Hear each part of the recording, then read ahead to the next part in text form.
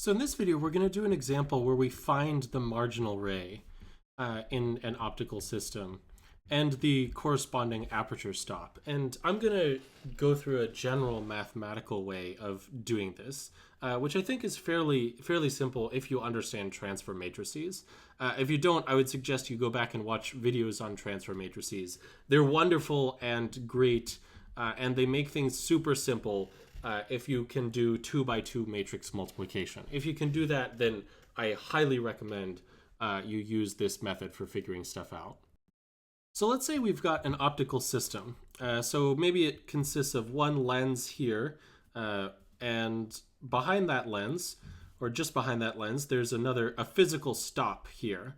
And let's say that this is our optical axis. We've got some object that we're trying to image.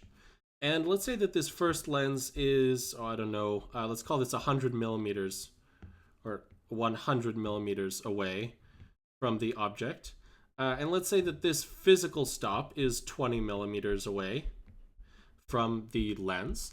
Let's say that this lens's radius is, what do you want to say, 40 millimeters? And this stop is, let's say, 20 millimeters. And let's say that the lens has a focal length of 50 millimeters. Now, our goal is to find out which of these is the aperture stop and what our marginal ray angle is, which I've been calling theta max, or the maximum angle we get before it gets clipped. So we want to figure out which of these elements is the aperture stop and what our maximum angle is. And this maximum angle will give us our marginal ray.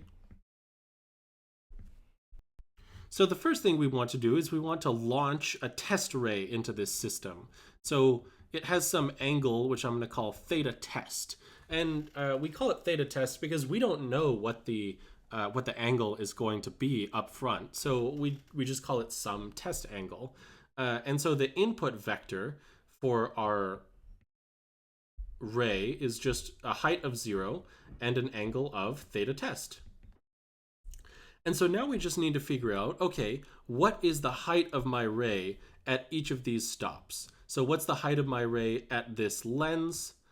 So what's the height at the lens? Let's call that H lens. And then what's the height of my ray at the stop? Let's call this H stop. And once we have the height at each of these locations, we can equate it with the radius. So the radius here and the radius here, and figure out which of the angles that corresponds to is smaller. And that'll give us our marginal ray. So this is our input, or our test ray. Now let's first propagate it by a distance of 100 millimeters. So we know the transfer matrix for that. It's just 100 millimeters, 0, 1. And so we multiply that by our input ray, 0 theta test. And at the output, we just get, let's do that matrix multiplication. So 1 times 0 plus 100 millimeters times theta test. That gives us theta test times 100 millimeters is the height. And for the angle, it's still just theta test because propagation doesn't change the angle at all. And so this, right off the bat, we have the height of the ray at our lens. And so we can figure out what the test angle is then that corresponds to the ray just barely clipping this lens by setting H lens equal to our first radius, which is 40 millimeters. And so theta test, H lens is just theta test times 100 millimeters. That should be equal to 40 millimeters. Or theta test should just be equal to 0.4 radians. So that's the marginal ray angle, or that if this is our limiting stop, then this is the marginal ray angle due to this element here, the first lens. So let me erase some of these arrows. Things are getting kind of cluttered. Now we want to figure out, we want to propagate the ray even further. So we want to propagate it to our next potential stop. And so first we need to send it through this lens. So we need to apply the lens transfer matrix. And then we need to apply another propagation matrix. So propagation by 20 millimeters. And so we have our the matrix, or the vector for our ray right before it passes through this lens. And so let's apply our lens transfer matrix to that, which is just 1, 0, minus 1 over f1. And we said that f was 40 millimeters, or sorry, we said that f was 50 millimeters for this lens. So that should just be negative 1 over 50 millimeters. And I swear that's 2 m's. And then we multiply this by our ray. So theta test times 100 millimeters and theta test.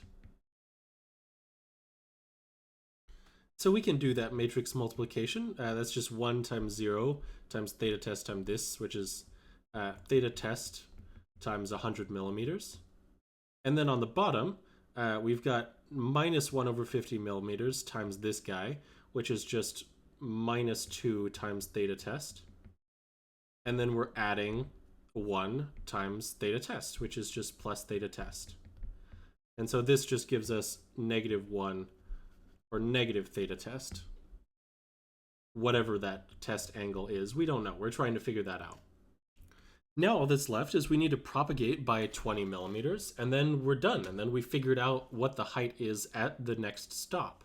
So we just use our propagation matrix, 0, 1, and then our the ray vector that we figured out right after the output of this lens. So this is theta test times 100 millimeters and a minus theta test. And if you do out the math, that's just theta test times 100 millimeters minus 20 millimeters. And then the angle is still negative theta test. So this is our final, the final vector that we're interested in. And this is the height of the ray at the second stop.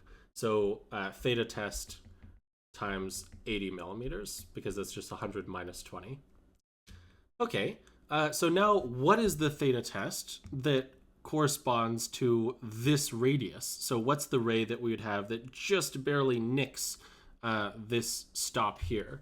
Well, all we need to do is equate the height of our ray, which we figured out was just this, theta test times 80 millimeters.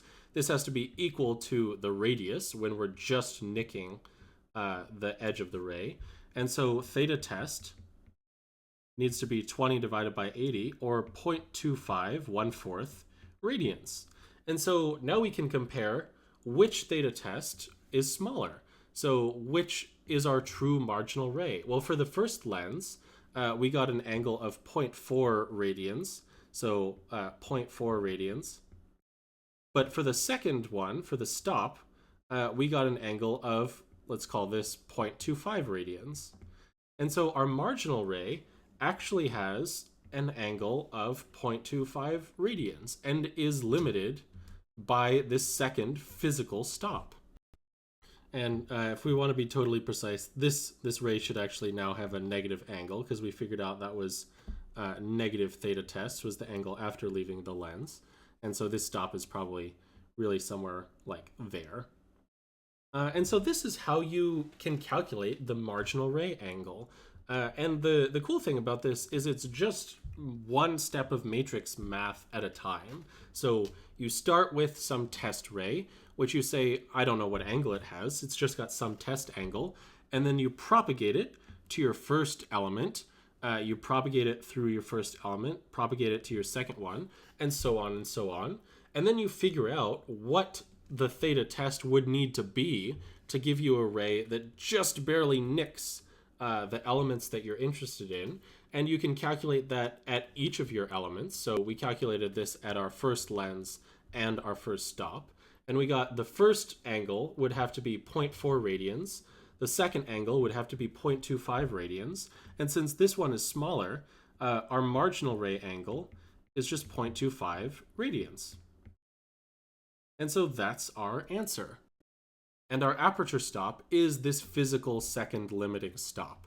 And so you can do this with any number of elements, any number of distances. You can even do it symbolically if you like. So maybe instead of 100 millimeters, this distance was D1, this distance was D2, this radius was R1, and this radius was R2, and you can do this the same exact way symbolically. Instead of using numbers, you just use symbols. And so this is how I calculate the marginal ray. So in all of my coursework and when I'm dealing with ray tracing nowadays, I just use this transfer matrix method to figure out which one my marginal ray is, which one is my stop, and what the actual angle is. Because it's very simple and it's very easy to remember. There's no special formulas. It's sort of just like, no, I mean, just send in a test ray and see where it goes and figure out what its height would need to be the marginal ray. So it's just a test and propagate sort of method. So I hope you enjoyed the video. If you did, please give it a like down below. If you have any questions or comments, please feel free to post those down below, and I'll try to get back to you as soon as I can. And thanks for watching. I'll see you next time.